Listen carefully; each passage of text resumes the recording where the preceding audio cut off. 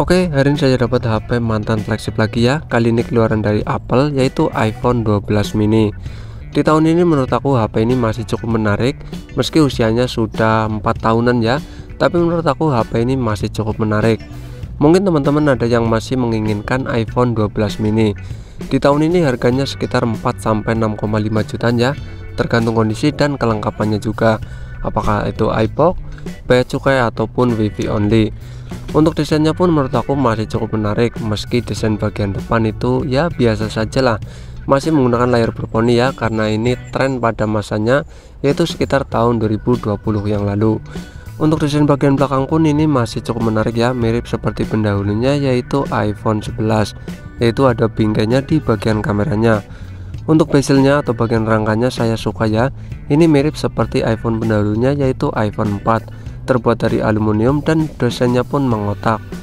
Untuk ukurannya HP ini sangat kompak ya, jadi sangat nyaman sekali di genggaman dan sangat nyaman di tangan.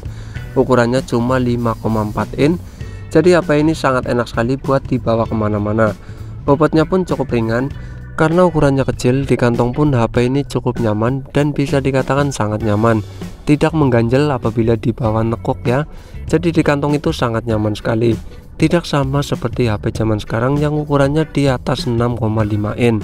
Jadi kita kemana-mana tidak perlu membawa bag atau tas untuk menaruh HP, cukup membawa HP ini saja karena di kantong itu tidak memerlukan banyak ruangan. Buat pemakaian sehari-hari menggunakan satu tangan, HP ini jelas sangat juaranya ya, karena ukurannya yang kecil yaitu 5,4 in, jadi sangat nyaman sekali buat kebutuhan sehari-hari digunakan meski menggunakan satu tangan, seperti buat sosial media di Facebook, TikTok, Instagram maupun sosial media lainnya. Jelas HP ini juaranya menggunakan satu tangan. Buat teman-teman yang ukuran tangannya cukup kecil, jelas HP ini masih sangat worth it di tahun 2024 ini. Dengan ukuran cuma 5,4 in dan bobotnya pun cukup ringan. Buat ngetik pun HP ini sangat nyaman menggunakan satu tangan. Jadi tidak memerlukan dua tangan untuk mengetik di iPhone 12 mini ini. Soal updatean di iPhone 12 mini ini masih dapat update di iOS terbaru ya, yaitu 17.6. Ya ini versi inter ya, versi P atau A, ya ini versi internya. Dan masih mendapatkan update lagi di iOS 17.6.1.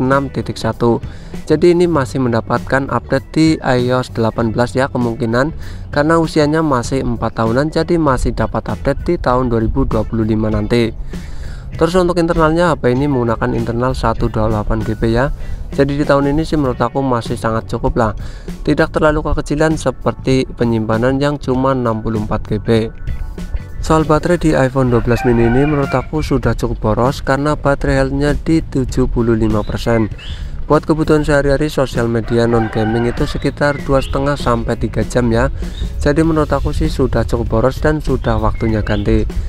Kalau buat kamera atau rekam-rekam video itu cuma bertahan 1-1,5 jam. Jadi menurut aku sih ini sudah sangat boros di tahun 2024 ini. Untuk layarnya saya suka, sudah ada True-nya, ada night modenya, dan layarnya juga sangat bagus, sudah Super Retina XDR OLED. Jadi layarnya itu sangat bagus sekali buat kebutuhan nonton film, seperti film-film atau video yang sudah mendukung HDR, 4K maupun film-film lainnya. Jadi layarnya itu sangat bagus sekali menurut aku. Ya ketambahan lagi sudah Super Retina ya, jadi tampilan warnanya itu sangat bagus sekali di iPhone 12 mini ini. Soal skor AnTuTu di iPhone 12 mini itu sangat tinggi, yaitu mencapai 1 juta. Jadi ini sangat bisa diandalkan ya buat kebutuhan sehari-hari, baik buat gaming maupun kebutuhan non gaming. Untuk chipsetnya, HP ini menggunakan chipset Apple Avionics A14, yaitu chipset yang digunakan oleh iPhone 12 series, seperti iPhone 12 biasa, 12 Pro dan 12 Pro Max menggunakan chipset Apple Avionics A14. Buat kebutuhan ngegame tentu chipsetnya sangat bisa diandalkan. Buat bermain game Mobile Legends ini bisa rata kanan ya, bisa ultra dan bisa super. Tentu ini sangat mantap sekali buat kebutuhan ngegame seperti game Mobile Legends. Paling kendalanya hanya di baterainya saja yang buat kebutuhan game itu cepat habis. Kalau buat bermain game PUBG Mobile, grafiknya juga sangat tinggi, bisa smooth ekstrim, balance ekstrim, HD ekstrim, HD ekstrim, ultra HDR juga bisa ultra di iPhone 12 mini ini. Jadi kalian tinggal pilih saja grafiknya sesuai dengan selera kalian. Untuk giroskopnya pun ini sudah hardware ya, bukan software lagi. Jadi giroskopnya sangat smooth sekali, sangat enak sekali buat kebutuhan ngegame seperti game PUBG Mobile. Untuk fitur-fiturnya menurut aku cukup lengkap, seperti adanya wireless charging, NFC, dan ada giroskopnya juga. Terus untuk wireless chargingnya ini cuma mentok di 15 watt ya, tapi menurut aku sih ini lumayan lah daripada cuma 5 watt. Tapi perlu diingat, saat menggunakan wireless charging HP-nya lebih panas dibandingkan saat menggunakan kabel data biasa. Makanya saya jarang menggunakan wireless charging ya, lebih sering menggunakan kabel data biasa. Untuk jaringannya HP ini sudah mendukung 5G, jadi bisa digunakan di Indonesia. Ya meski di Indonesia 5G belum merata, tapi lumayan udah ada 5G nya di iPhone 12 mini ini. Jadi saat sudah ready 5G nya, iPhone 12 mini ini sudah bisa menggunakan jaringan 5G. Di bagian depan, di bagian poninya terdapat satu buah kamera beresolusi 12 megapiksel dan ada sensor buat Face ID ya. Terus ada sensor proximity-nya juga. Terus kalau di bagian belakang terdapat dua buah kamera 12 megapiksel wide dan 12 megapiksel ultra wide. Mirip banget seperti iPhone 11.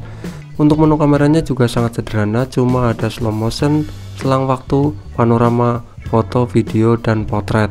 Jadi tidak ada menu lainnya ya, atau manual mode.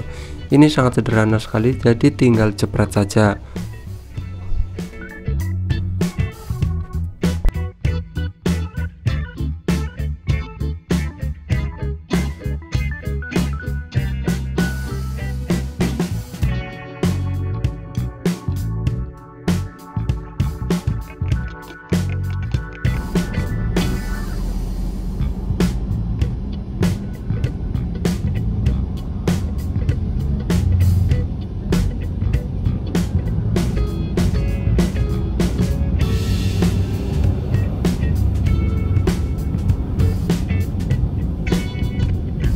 Untuk fitur lainnya seperti stereo speaker di iPhone 12 mini ini, yaitu di bagian earpiece dan di bagian bawah.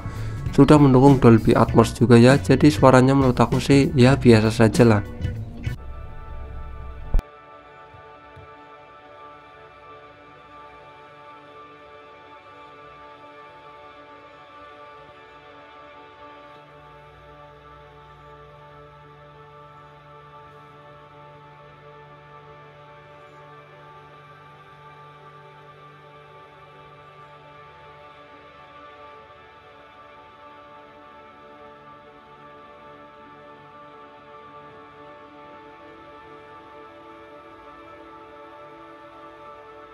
Jadi kesimpulannya sih menurut aku HP ini masih cukup worth it di tahun 2024 ini, kecuali baterainya ya yang harus ganti. Tapi soal fitur dan lainnya, performa dan lainnya, menurut aku HP ini masih sangat worth it di tahun 2024 ini. Oke, terima kasih, mantul.